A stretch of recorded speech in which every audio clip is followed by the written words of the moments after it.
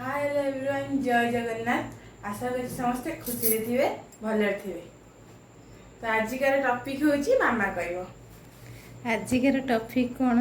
ना जड़े भाई की भौणी किए हेबे से कमेंट देइछन तुमर कौन एते बड़ बड़ भाई भौणी ना। एक्चुअली एते बड़ बड़ भाई भौणी कौन मु हेली घरर सान बोहू माने सबा सान बोहू आउ मो पिला मान तो सान हेबे ना। सी होजंती बड़ देढ़शुरंकर पुओ बड़ देढ़शुरंकर झील से तो बेसी बड़ हेबे ना। तो तेणु करी मोर बाघर मात्र एठी हब 18 वर्ष फुल हब ने आगु को आसूची एनिवर्सरी आगु को हब माने रथ यात्रा को तो रथ यात्रा दिन ही आमर बाहागर होइतिला आउ तापरे बाहागर एठी 18 वर्ष पूरी जीव। तो से मो पिला माने छोट छोट छोट छोट से माने एक्चुअली मोर बड़ पुतुरा जी सी भी मैरिज कर सारे आउ झियारी दी जण मैरिज कर सारे आउ जड़े झियारी अच्छी मैरिज करने आउ दीटा पुतुरा अच्छा मैरिज करने आउ से मु वीडियो अपलोड करूनली जहाँकि मुझे मानक देखई था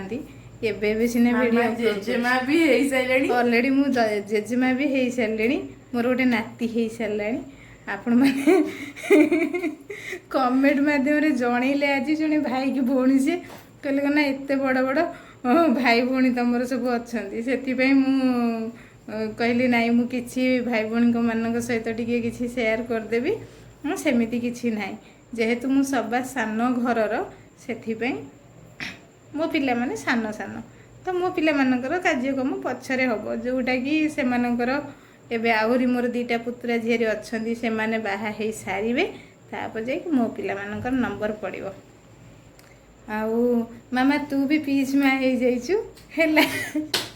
तो भाईर पुओ जेहेतु तू भी पीस माँ हो जाइचु। आउ बाकी रहा कौन किसी कथा कहूँ आगु को भी बहुत सारा वीडियो आसीबो फैमिली वीडियो सब आसीबो कहीं ना एबे कौन एबे मु एडी एकुडिया रोची सेथिपई किछि फैमिली वीडियो आसी पारुनी। तो मो जाहिंगा सहित निश्चित भाव में मु जेतेबेले भी गाँ वीडियो भी आपण माने देखिथिबे। हाँ आगुरु भी वीडियो मु पक्के हम धन को भी देखि दिए सब पक्के तापर आगु वीडियो भी करी से मु डाकुची अप्पा को खास करी पूरी नहीं कि जीवाई बुलवाई तो अप्पा आसबे बोली कही तो कन्फर्म नुह। एक्चुअली आमर बाबू ना टिके रागी लोक सी टिके से समस्ते मो सहित मिसिया को भल पाती भल भी मत समस्ते बहुत मो जा माने कौन मो पुतुरा झीरी कौन बहुत भल पाती किंतु आंक सकाशे टिके मिसिया डरती कहीं ना सी भावती माने कौन मो स्त्री की शिखे देवे कदेवे गाँ गाँवली कथा एड़ा बगड़ा जानते से गुड़ा सब कथा आ से अप्पा मते अप्पा कौन दी जन जाक अप्पा भी मते बहुत भल पाती आ मो झियारी भी जो बाहा होइची से ज्वाई मैंने भी मते बहुत भल पाती आउ कि एमिति कि अनेकी बसी थे सान बो जहाँ रोषे कर माने आम सेटा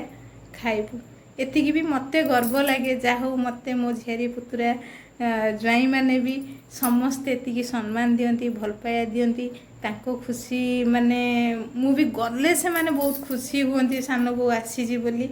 आ से दिन भी मो पुतुरा आसतिले ना से दिन भी से बहुत खुशी होइचंती एठी आसीकी आउ एते माने एते खुशी जे मु कहली बाबा मु बिरयानी नहीं आसबी बाहर खाइबो मना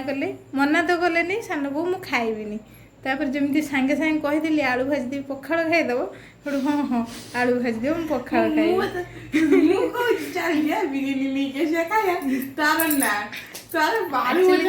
खाई सेडू सांगे सांगे कौन कली ना रोषे कली हेटू आसिकी बुली पड़े रोषे घरे सान तुम एत कथा कहीं कल देह भल लगुनि एत कथा कहीं कल आलू भात दे था पूरा आम पखाड़ खाई था मुझे ना एत दिन पर आसो फास्ट टाइम पुणी मो पाखक आसुँच आउ करी आलू भजा पखाड़ भात ना से आलू टे भाजु भाजु सांगे सांगे भात बसैली प्रेसर डाली करदेली आपण मैंने जोटा कि वीडियो आगर देखी तो एमती आमर परिवार बहुत खुशी बहुत मजा मस्ती हुए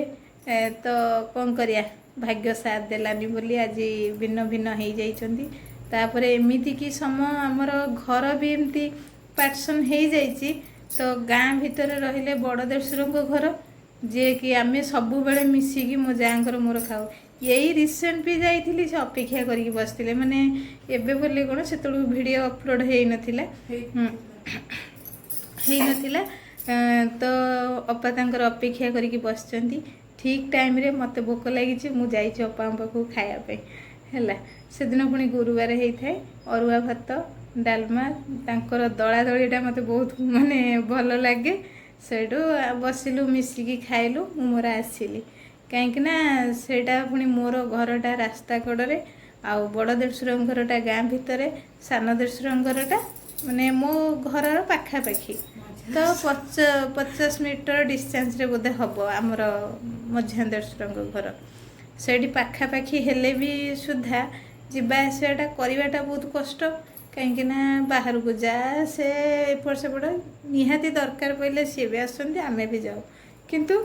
ଏତେଟା ଆଉ ଘରେ ଯେମିତି ଗୋଟେ ଖଞ୍ଜାରେ ଆମେ ଥିଲୁ, ସେପଟୁ ସିଏ ଆସୁଥିଲେ, ଏପଟୁ ଇଏ ଆସୁଥିଲେ, ଏପଟୁ ମୁଁ ବାହାରୁଥିଲି,